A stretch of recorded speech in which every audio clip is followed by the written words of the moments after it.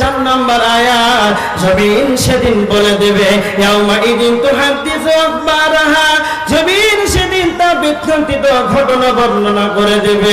জমিন সেদিন কথা বলবে, দুনিয়া সেদিন কেন কথা বলবে? তো আবার আল্লাহ বলেছেন সূরা জিলজালের 5 নম্বর আয়াত, বিআন্না রাব্বাকা ওয়াহালাহা, জমিন সেদিন আল্লাহর নিকটে আল্লাহর হুকুমে আল্লাহর আদেশে জমিন সেদিন কথা বলবে। জমিন তার সেদিন বিখ্যাত ঘটনা সব বর্ণনা করে দেবে। আর যখন ইসরাফিল ফুঙ্গায় ফুৎকার দিয়ে দেবে, একবার যখন সিংহায় ফুৎকার দেওয়া হবে, আসমান থাকবে না, জমিন থাকবে না, পাহাড় থাকবে না, নদী নালা থাকবে, পুকুর থাকবে না, গাছপালা থাকবে না, সারা পৃথিবী একটা রুটির খোলার মতন হয়ে যাবে রে। এই পৃথিবীটা সমতল ভূমি হয়ে যাবে। এই পৃথিবীটা একটা সমতল ভূমি হয়ে যাবে। যেমন এখন ঘাস, খের, খুঁটা, পল, উঁচু নিচু খাল, বিল, পাহাড়, পর্বত সমস্ত কিছুই এরকম ভাগ আছে, বিভাজন আছে পৃথিবীর। সেই দিন কিয়ামতের দিন একবারে লেভেল। রুটির খোলা দেখেছেন, কিছু থাকে, ঘাস থাকে। যখন আপনি ধান মানবেন, খামার করেন, খোলেন করেন, তো তখন কি আপনার ইচ্ছা হয় যে এখানে একটা ঘাস থাকুক, উঁচু নিচু থাকুক? না, একবারে প্লেন মাফিক তৈরি করা হয় খামারকে। অনুরূপ পৃথিবীটা একদিন একবারে সমতল ভূমিতে পরিণত হবে। তারপরে আল্লাহ বলছেন সুম্মা নুফিখা ফীহি উখরা, আবার দ্বিতীয়বার সূর ফোঁকা হবে।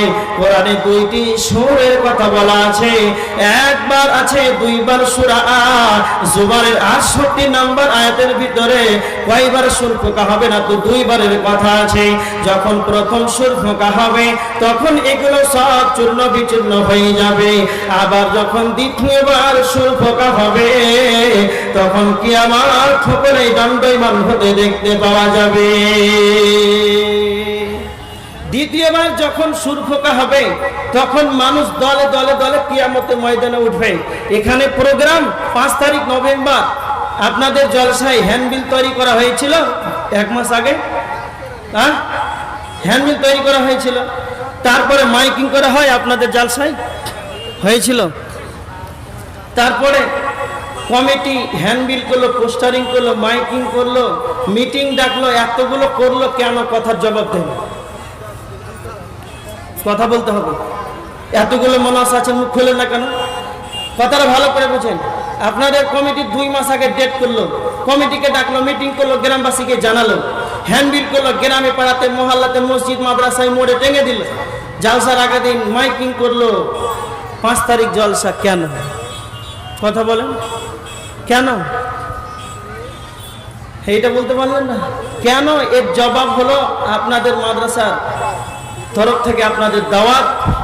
কমিটির একটাই উদ্দেশ্য, সবাই যেন আমাদের জলসাতে উপস্থিত হয়। কথা বলেন ঠিক কিনা? বুঝতে পেরেছেন? তার মানে আল্লাহ যেদিন ইসরাফিলকে সূর ফুঁকতে বলবেন সেই দিন মাইকিং থাকবে না, প্রচার থাকবে না, পোস্টারিং থাকবে না, বলা হবে না কাল কিয়ামত হবে, তোমরা হাসরের ময়দানে দাঁড় হবে, উঠে যাবে। তো আমার আল্লাহ বলেছেন সূরা ইয়াসিনের 51 নম্বর আয়াতের ভিতরে আল্লাহ সুবহানাহু ওয়া তাআলা বলেছেন ওয়া নুফিখা ফিস-সূরি ফাইযা নুফিখা ফিস-সূরি ইয়াওমা ইউনফাখু ফিস-সূরি ফাইযা হুম মিনাল আজদাস ইলা রাব্বিহিম ইয়ানসিলুন। যেদিন ইসরাফিল সূর ফুঁকে দেবে, যেদিন সূর ফোঁকা হবে সেই দিন আল্লাহ সুবহানাহু ওয়া তাআলার তার পালনকর্তা রবের দিকে সব দৌড়াতে দৌড়াতে উঠবে। আল্লাহ সুবহানাহু ওয়া তাআলা সূরা নাবার 18 নম্বর আয়াতের ভিতরে আল্লাহ বলেছেন ইয়াউমা ইউনফাখু ফিস-সূরি ফাতাতুনা আফওয়াজা। যেদিন সূর ফোঁকা হবে সেই দিন সকলেই দল দল দল কিয়ামতের ময়দানে উঠবে। তার মানে কিয়ামতের ময়দানে সেই দিন হাসরের ময়দানে প্রচার থাকবে না, পোস্টারিং থাকবে না, কাউকে বলা হবে না, খবর যেদিন খুলে দেওয়া হবে ওয়াইদাল গফুর ওয়াইদাল কুবুর বুআসিরা, কবরকে সেদিন খুলে দেওয়া হবে। আর ইসরাফিল যখন দ্বিতীয়বার সূর ফুঁকে দেবে, তখন হাসরের ময়দানে তারা সবাই আল্লাহর দিকে ছুটে চলবে, আর দল দল দল হাসরের ময়দানে দাঁড়াবে। হযরত আয়েশা রাদিয়াল্লাহু তাআলা আনহা তিনি বলছেন, আল্লাহর নবীকে আমি বলতে শুনেছি,